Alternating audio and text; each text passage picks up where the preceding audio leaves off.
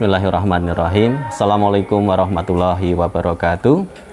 Innal hamdalillah nahmaduhu wa nasta'inuhu wa astaghfiruh wa na'udzubillahi min sururi anfusina wa min sayyiati a'malina may yahdihillahu fala mudhillalah wa may yudlil fala hadiyalah wa asyhadu alla ilaha illallah wahdahu la syarikalah wa asyhadu anna Muhammadan abduhu wa rasuluh, amma ba'du.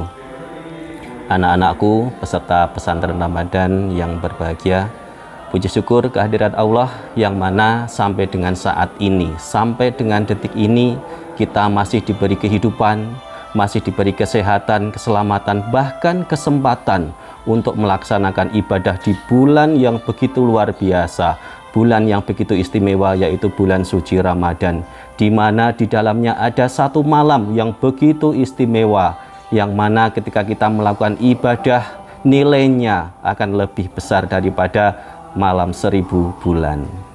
Anak-anakku yang berbahagia, mudah-mudahan kita semua nanti akan menjumpai malam tersebut, yaitu malam Lailatul Qadar, di mana kita dalam keadaan berbuat amal kebaikan, beribadah, sehingga apa yang kita lakukan mendapatkan nilai pahala yang berlipat-lipat, beribu-ribu kali lipat, karena sudah dijanjikan oleh Allah Subhanahu wa Ta'ala.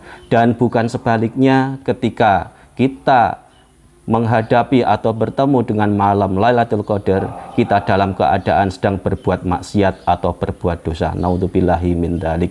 Sholawat serta salam senantiasa kita haturkan pada baginda Rasulullah SAW, kepada para keluarga, sahabat, dan seluruh pengikutnya yang selalu senantiasa komitmen dengan sunnah-sunnahnya.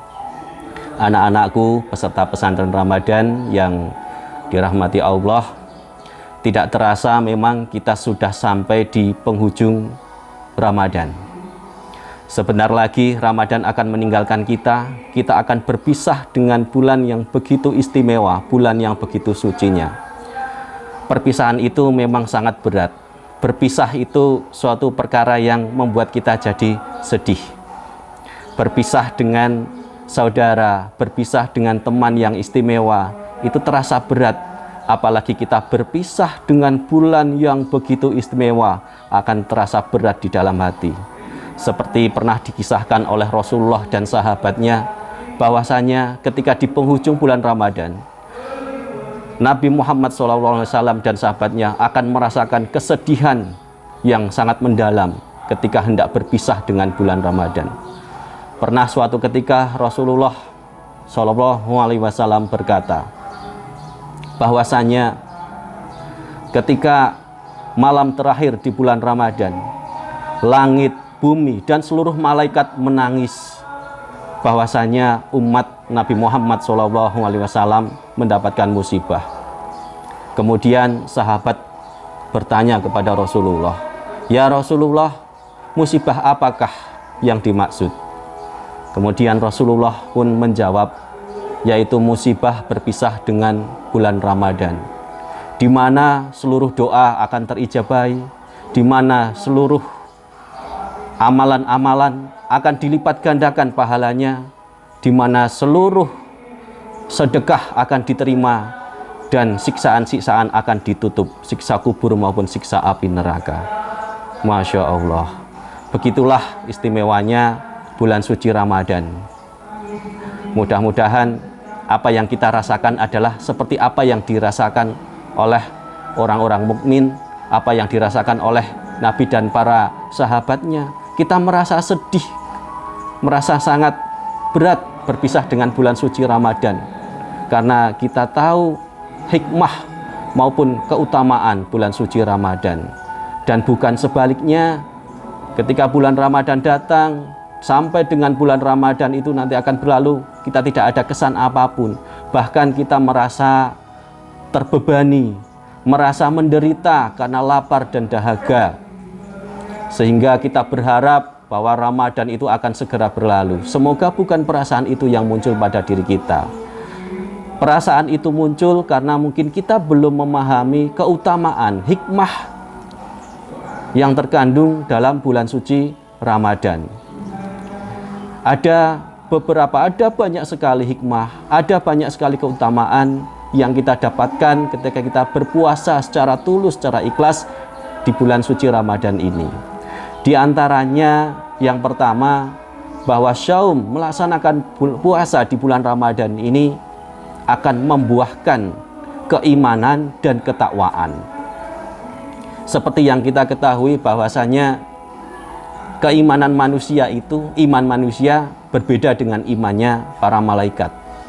Iman malaikat itu selalu stabil,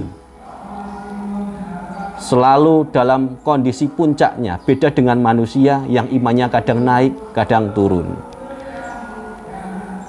Tentunya dengan melaksanakan ibadah puasa dengan tulus, dengan ikhlas, dengan sebenar-benarnya, itu akan meningkatkan keimanan kita dan nanti juga akan membuahkan ketakwaan. Di mana ketakwaan ini adalah bisa diartikan yaitu melaksanakan segala apa yang menjadi perintah Allah dan juga menjauhi segala larangannya. Tentunya di bulan Ramadan ketika kita ingin mendapatkan keutamaannya, tentunya kita akan dengan semangat menggapai seluruh apa yang menjadi keutamaan, yaitu kita dengan melaksanakan segala perintah-perintahnya, menjauhi larangannya. Kita menahan dahaga, menahan lapar, kita sholat 5 waktu, ditambah lagi dengan sholat lail, sholat malam, ditambah lagi kita dengan tadarus. Kita berupaya untuk melaksanakan ibadah sebanyak-banyaknya, dan juga kita berupaya sekuat mungkin untuk menjauhi segala larangannya. Kita menahan hawa nafsu kita, nafsu untuk makan dan nafsu-nafsu yang lainnya.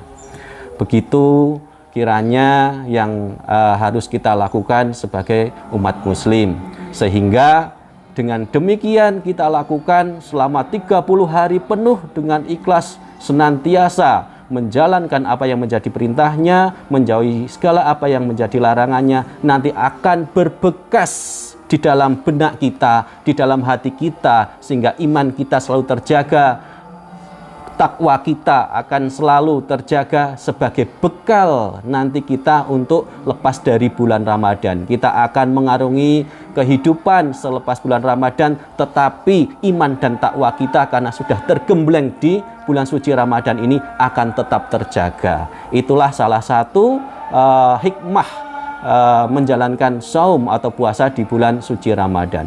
Adapun hikmah berikutnya adalah bahwasanya saum, melaksanakan puasa secara kafah, secara benar-benar, secara tulus ikhlas, akan mempersempit gerak-gerik syaitan untuk menjerumuskan, untuk menggoda manusia.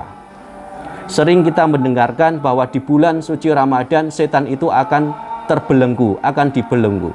Tetapi pada kenyataannya kita masih sering melihat di bulan Ramadan yang istimewa ini, yang mulia ini, masih kita melihat, masih kita temukan orang-orang yang berbuat maksiat, orang-orang yang berbuat dosa. Lalu bagaimana pemaknaan bahwa setan terbelenggu di bulan suci Ramadan?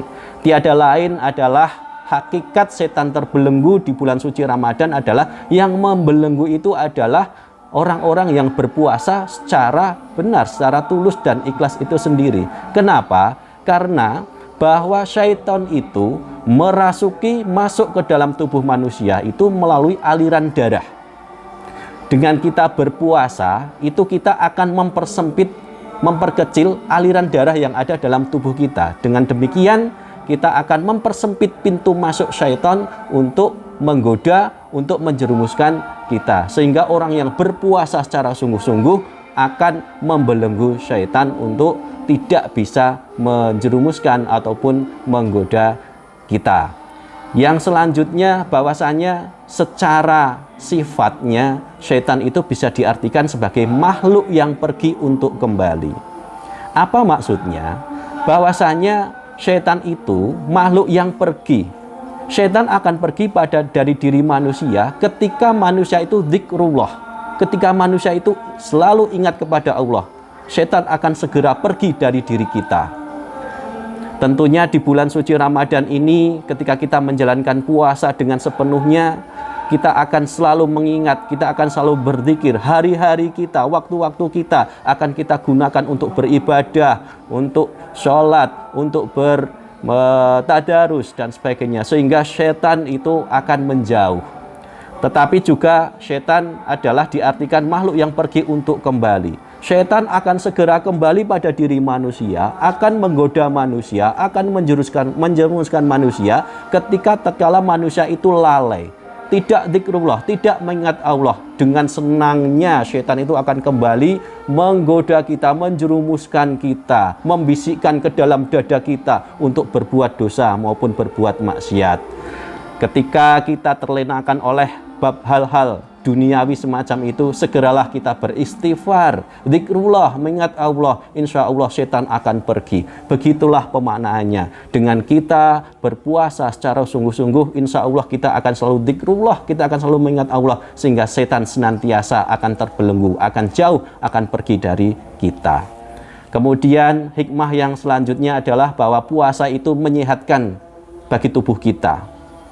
Bagaimana tidak, khususnya kita akan mendapatkan kesehatan khususnya pada bagian pencernaan kita, pada usus kita, pada lambung kita.